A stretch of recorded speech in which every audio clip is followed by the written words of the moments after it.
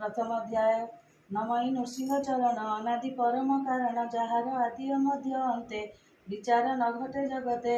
इंद्रिय अर्थ न जानती सत्य से नित्य प्रकाशंति आनंद मने वेद सार ब्रह्मांड जे साधु जनकर धर्म माया वर्धित शुभ कर्म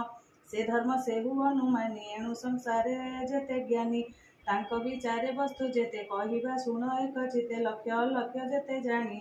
बोध विचारे परिमाणी से वस्तु अच्छी जही पूरी जहा चिंतती ब्रह्मचारी श्रवण मात्र मुख्य पाई त्रिताप मान क्षय जाई हृदय बसाई तक्षण अनादि प्रभु नारायण एणु अधिक अन्य ग्रंथ की प्रयोजन ए जगते ए भागवतर महिमा के कही पारे गुण सीमा सकल देव होई वृक्षे फल फलिले अंतरिक्षे केते दिने पाची तले वृक्ष पड़िले वायु बले